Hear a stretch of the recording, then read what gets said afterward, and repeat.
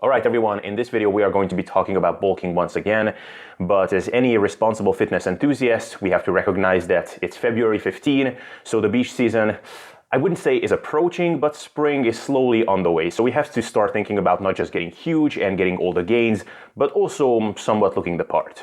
So in this video, we are going to be talking about cyclical bulking. How can we go through bulking phases and gaining and still keep our body fat percentage in check? I guess this sounds good as any other plan, so let's get into it. So the first thing I want to start with is that while I was thinking about this video, two concepts got really nicely reinforced in my head. And these are things that we often accept at face value and we accept them as logical recommendations, but we often have a tough time internalizing them. And the first concept is about this notion that you should spend much more time during the year bulking as opposed to cutting. And you probably heard this numerous times. I've said it multiple times on the podcast, but really, why is this recommendation there? Why do we recommend spending more time bulking than cutting? Well, it simply comes down to the fact that you're going to make the most efficient progress while you're bulking. And if you're spending much more time during the year cutting than you should, then you're simply not gonna get to your physique goals in the most efficient way possible. So let's say we could write down an equation which would go, it takes about 30 months of intelligent lifting and being in a calorie surplus to reach roughly your genetic potential. Now, if you spend 8 months during the year bulking, then it would take about 4 years to get to this point. If you spend only 4 months bulking during the year, then it would take almost 8 years to get to your genetic potential or close to it. And we kind of see this in real life, right? I mean, we see some people with pretty modest genetics who roughly reach their genetic potential or some reasonable proximity to that in about 4 years. And we also see some other guys who, after 8 years, they're still gonna approach their genetic potential. And I myself am a good example of this because I screwed myself over with a lot of perma-cutting and messing myself up with binges and then forcing myself to do long cutting phases. And here I am, I'm just closing on to my genetic potential after approaching the 8-year mark slowly. It's a pretty trivial point, but when broken down like this, it sounds pretty cool, doesn't it? Now, the other concept that kind of got reinforced in my head has to do with the size of the calorie surplus during bulking. So we all heard multiple times that you can't force feed muscle gains and it doesn't make sense to be in a huge calorie surplus. And again, we accept this as a logical thing, but really, why is that the case? Because yeah, sure, I can force feed muscle growth, but eating big is fun, so what's the harm there really? And really, it all ties back to the previous concept, because if you're in a massive calorie surplus, then you're going to gain fat really, really quickly, and you will get to a much higher body fat percentage than what you would like, and eventually you will want to return to a more reasonable body fat percentage. And let's ignore all the talk about insulin sensitivity and inflammation and nutrient partitioning and whatever.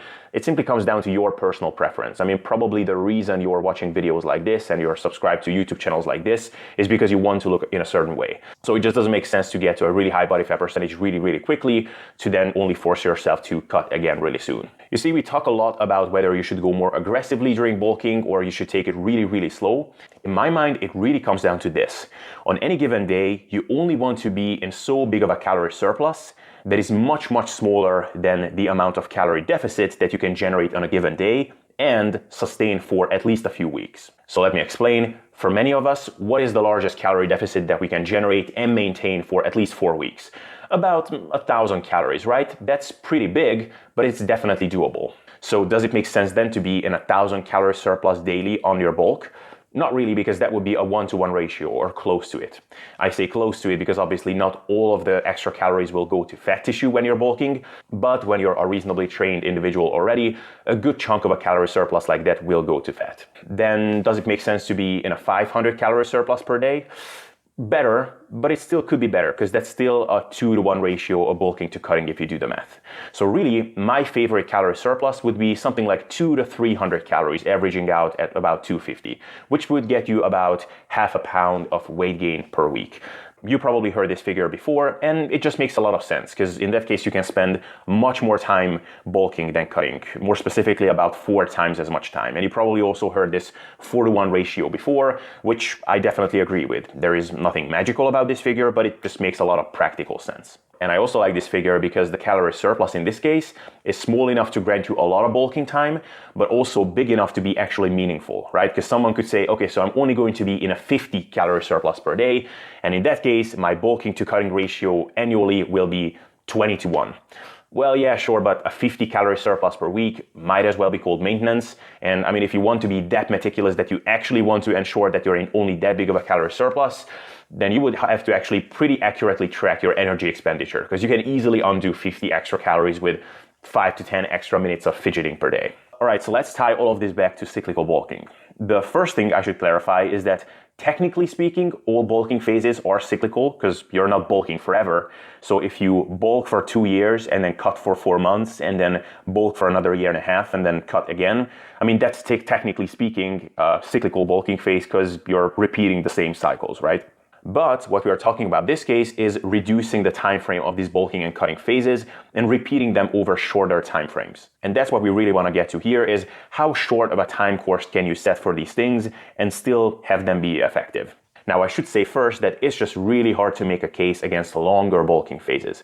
Really, in an ideal scenario, you would be in a surplus for months and months and months, and then eventually you would interrupt it with a cutting cycle and then rinse repeat the process. There are some potential physiological reasons behind this, but really a lot of this comes down to the mental aspects of things, because really during a long gaining phase is when you're going to build your habits and systems for the future that are really going to allow you to stay in this fitness game for a long time and succeed. Because really there is nothing sustainable about an aggressive cutting phase. It's also not very sustainable to bulk aggressively. And really when you're bulking slowly, you really need to eat like an adult, which is how you should eat for the rest of your life, right?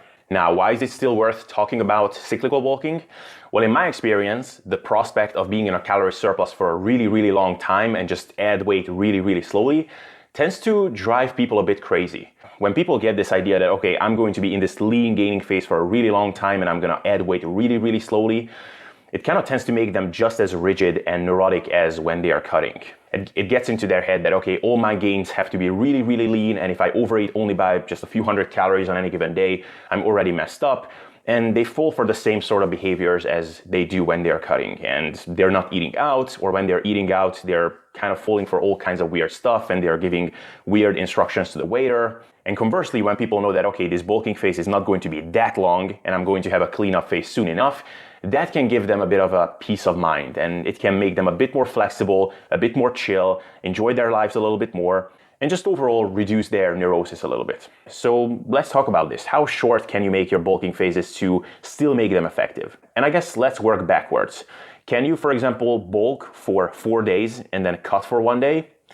Let's just say that I would not expect that to be very effective. Now, it's not like I can actually point to specific case examples. It's not like I knew people who have tried it and failed, but just sort of logically thinking about it, I would just not expect it to be very effective. First of all, if you just think about it, if you do a cut day every 5th day, then it's easy to actually end up at maintenance or potentially even in a deficit. Now, you can work around this somewhat by eating in a larger surplus for 4 days and then be in a more moderate deficit for that 5th day.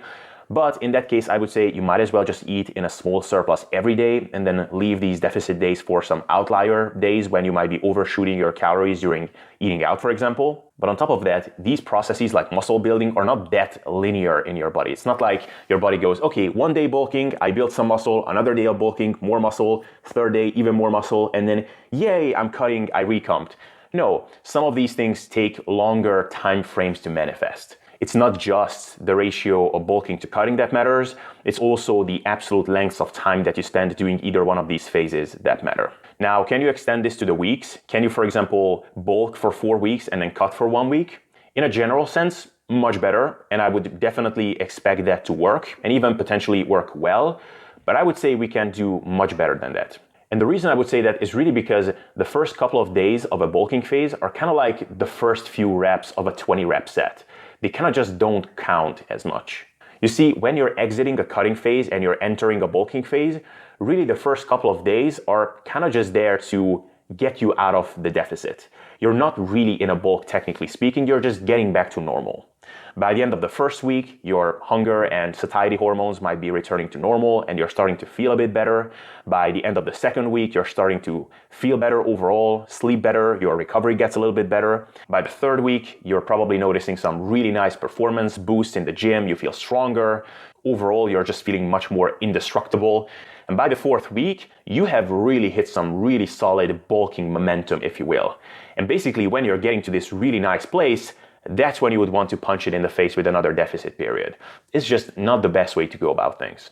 So really, if you ask me, 2 months is the minimum amount of time that you want to spend bulking at any given time.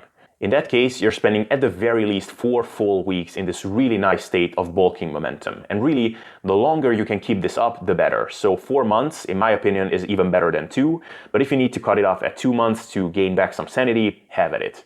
And I should also note that while I would not expect 4 weeks of bulking and then 1 week of cutting to work as well as if you were to keep it up for at least 2 months, if that's what you need to do to keep yourself accountable, to keep your eyes on the prize, and to basically not drive yourself crazy, then I would say do that.